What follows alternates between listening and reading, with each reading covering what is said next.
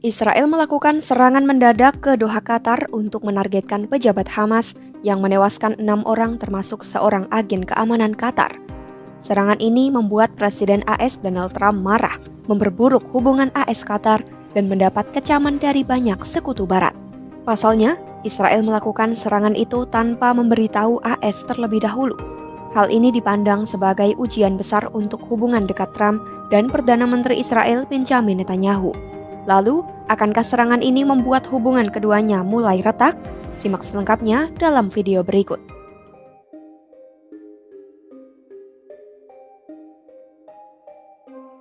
Pejabat AS mengungkapkan Israel tidak memberi peringatan resmi kepada Washington sebelum serangan ke Doha pada Selasa 9 September 2025 dilakukan.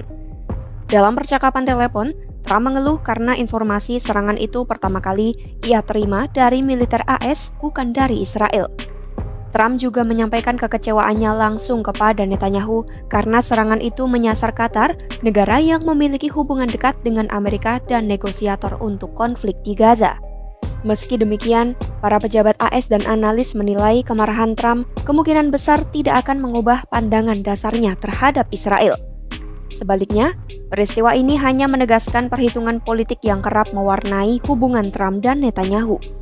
Trump pernah beberapa kali mengungkapkan ketidaksetujuannya terhadap taktik Netanyahu. Namun, pemerintahannya tetap mendukung upaya Israel melemahkan Hamas dan membiarkan Netanyahu memimpin dalam isu besar lain seperti program nuklir Iran. Hal ini disampaikan peneliti senior di Carnegie Endowment sekaligus negosiator perdamaian veteran AS Aaron David Miller. Meski Gedung Putih menyebut serangan itu tidak menguntungkan AS maupun Israel, Trump menekankan melenyapkan Hamas yang telah mengambil untung dari penderitaan warga Gaza adalah tujuan yang mulia. Sejumlah pengamat menilai kemungkinan retaknya hubungan Trump dan Netanyahu tetap kecil. Namun, kejutan semacam ini dinilai bisa menguras kesabaran Trump. Risikonya, dukungan politik Washington atas invasi Israel di Gaza bisa berkurang. Operasi militer itu sendiri sudah menuai kecaman luas dari negara-negara Arab dan Eropa karena memicu krisis kemanusiaan. Mantan negosiator Timur Tengah untuk AS, Dennis Ross, mengatakan saat sekutu Arab Trump mengeluh tentang tindakan Israel, Trump mungkin akan menjawab dengan meminta mereka menyusun rencana jelas untuk mengatur Gaza setelah perang.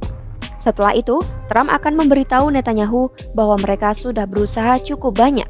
Serangan Israel di Doha juga dinilai mengurangi harapan Trump untuk menarik lebih banyak negara Teluk bergabung dalam Abraham Accords, perjanjian diplomatik penting yang ditekan saat masa jabatan pertamanya.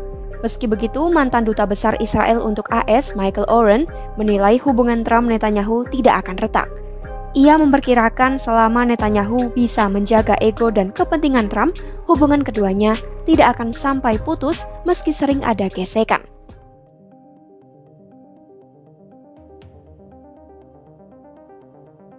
Pejabat Gedung Putih sendiri mengaku hubungan Trump dan Netanyahu sudah lama bersifat panas dingin. Pada Mei 2025, Trump melakukan lawatan pertamanya ke luar negeri dengan mengunjungi Arab Saudi, Qatar, dan Uni Emirat Arab, namun ia tidak singgah ke Israel. Banyak analis melihatnya sebagai sinyal hubungan yang tidak mesra. Dalam kunjungan itu, Trump setuju mencabut sanksi terhadap Suriah atas permintaan putra mahkota Saudi, Muhammad bin Salman. Langkah itu membuat Israel curiga terutama terhadap Presiden baru Suriah, Ahmad al-Sharaa, yang pernah menjadi komandan Al-Qaeda. Namun sebulan kemudian hubungan Trump dan Netanyahu kembali menghangat. Saat Israel melakukan serangan udara ke Iran, Trump bahkan mengirim pesawat pengebom B-2 untuk menghancurkan fasilitas nuklir Iran. Keputusan ini mengejutkan banyak pihak, mengingat selama kampanye, Trump berjanji akan mengurangi konflik luar negeri. Namun, dampaknya tidak banyak menguntungkan kebijakan luar negeri AS. Hanya beberapa hari setelah itu, Trump mengecam Israel atas pelanggaran gencatan senjata yang ditekan AS. Pada Juli 2025, ia juga mengkritik serangan Israel di Damaskus yang menghancurkan kantor Kementerian Pertahanan Suriah. Mengenai serangan di Qatar, dua pejabat AS mengonfirmasi Israel hanya memberi pemberitahuan sesaat sebelum operasi tanpa ada koordinasi atau persetujuan dari Washington. Mantan wakil pejabat intelijen nasional AS untuk Timur Tengah, Jonathan Pankov, menilai AS bisa saja membujuk dan mendorong Israel dalam pengambilan keputusan. Namun, Netanyahu akan tetap bertindak sesuai dengan kepentingan terbaik Israel.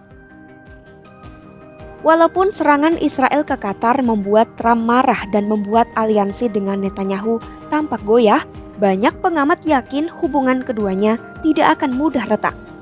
Selama ini, hubungan keduanya sudah terbangun di atas kepentingan politik dan strategis yang kuat, mulai dari sikap keras terhadap Hamas hingga isu nuklir Iran. Oleh sebab itu, meski ada ketegangan, aliansi Trump-Netanyahu diperkirakan masih akan bertahan. Pantau terus perkembangan konflik di Timur Tengah hanya di YouTube Kompas.com.